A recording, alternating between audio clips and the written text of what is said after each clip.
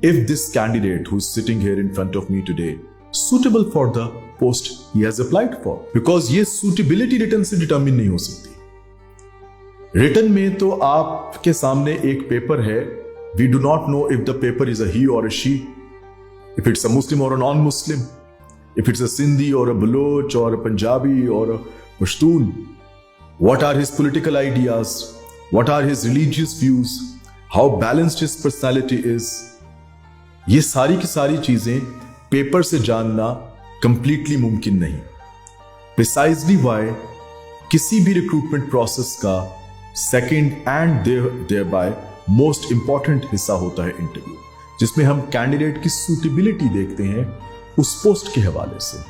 और यहां पे मैं आपको एग्जांपल दूंगा फॉर इंस्टेंस, सब समझाने के लिए अपने लिसनर्स को, अपने स्टूडेंट्स को, एस्पिरेंट्स को।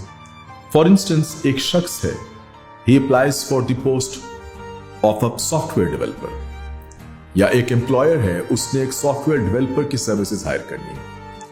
Now if that employer is you, आपने एक सॉफ्टवेयर डेवलपर लेना है, तो व्हेन दैट कैंडिडेट और the aspirant enters your office, what would you be looking for? Would you be concerned if he's wearing a suit or not? Would you be concerned how his interpersonal skills are?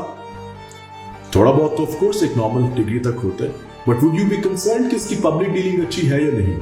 Of course not. आपके लिए important होगा उसका portfolio.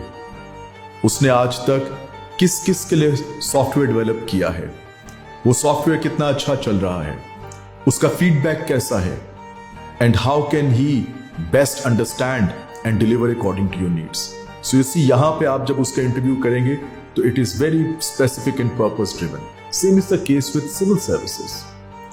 जब एक civil services का interview देने के लिए कैंडिडेट आता है, तो जो यहाँ पे इंटरव्यू बैठा है, just like any other service, उसमें कम से कम एक बंदा ऐसा जरूर होगा जो खुद उस सर्विस से किसी न किसी स्टेज पे लाइफ में जुड़ा होगा, जिसको उसकी एक बेसिक नोहा होगी।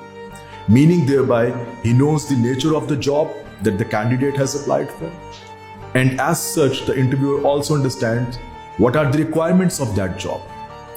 So उन चीजों को मलहूज़ नजर रखते हुए, at the back of his mind, उसको जहन में रखते हुए इंटरव्यूअर कैंडिडेट से क्वेश्चंस करता है, उससे बातचीत करता है, उसकी पर्सनालिटी को असेस करता है, एंड ऑफ कोर्स वो बातचीत जो होनी है उसमें नॉलेज के थ्रू भी हो सकती है, किसी चीज पे तो उसने आपसे बात करनी है। बट ये समझना कि interview is a test of knowledge alone, and मैं अलोन को इधर एम्फेसाइज कर रहा हूं, I am not downplaying its importance, I am simply saying it is not a test of knowledge alone. ये एक आपकी ओवरऑल पर्सनैलिटी की असेसमेंट है, जिसमें वो नॉलेज बेस्ड क्वेश्चंस के थ्रू भी उसको जांचते हैं।